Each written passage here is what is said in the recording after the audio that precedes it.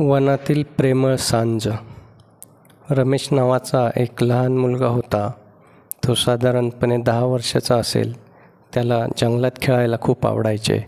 शहराच्या धावपळीपासून दूर डोंगराच्या कुशीत वसलेल्या एका लहानशा गावात तो आपल्या आईवडिलांसोबत राहत होता. रमेशला शाळेला सुट्टी असली की तो रोज जंगलात जायचा. एक दिवस रमेश नेहमीप्रमाणे जंगलात फिरत होता. फिरता फिरता तो घनदाट झाडीत खूप आतवर गेला. त्याला एक झोपडी दिसली. झोपडीच्या बाहेर एक वृद्ध महिला बसलेली होती. तिचे केस पूर्णपणे पांढरे झाले होते आणि चेहऱ्यावर सुरकुत्या होत्या, पण तिच्या डोळ्यात एक प्रकारची चमक होती. रमेशला थोडी भीती वाटली, पण त्याला कुतूहलही खूप होते. तो हळूच त्या वृद्ध महिलेच्या जवळ गेला आणि म्हणाला, "नमस्कार आजी." आजीने डोळे उघडले आणि रमेशकडे पाहिले. तिच्या चेहऱ्यावर स्मितहास्य आले. "नमस्कार बाळ, तू कोण आहेस?" तिने विचारले. "मी रमेश. मी इथेच जवळच्या गावात राहतो. मला जंगल खूप आवडतं, म्हणून मी इथे खेळायला येतो." रमेशने उत्तर दिले. "अच्छा, माझं नाव जानकी. मी इथे एकटीच राहते. मला पण हे जंगल खूप आवडतं." जानकी आजी म्हणाल्या. त्या दिवसापासून रमेश रोज जानकी आजीला भेटायला जाऊ लागला. तो तिला जंगलातल्या गोष्टी सांगायचा, शाळेतले त्यांचे अनुभव सांगायचा. जानकी आजी त्याला गोष्टी सांगायच्या, जुन्या लोककथा सांगायच्या. दोघांची खूप छान मैत्री झाली. जानकी आजी रमेशला वेगवेगळ्या औषधी वनस्पतीबद्दल सांगायच्या.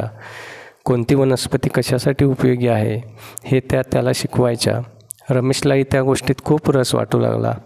तो रोज नवनवीन वनस्पती शोधून आजीला दाखवायचा. एक दिवस रमेशने जानकी आजीला विचारले, "आजी, तुम्ही एकट्याच राहता? तुम्हाला भीती नाही वाटत?" जानकी आजी हसली आणि म्हणाली, "आता कशाची भीती?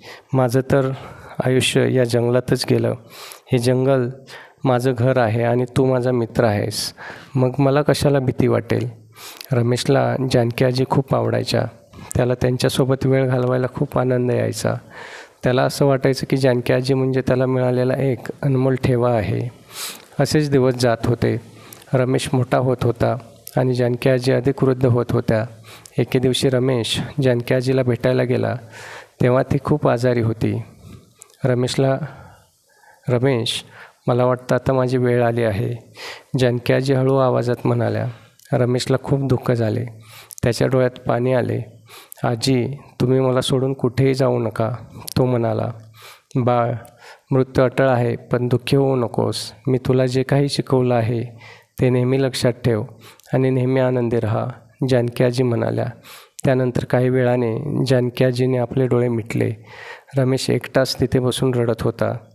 जानकी आजीच्या जाण्याने रमेशला खूप दुःख झाले, पण त्याने ठरवले की जानकी आजीने त्याला जे काही शिकवले आहे ते तो कधीही विसरणार नाही.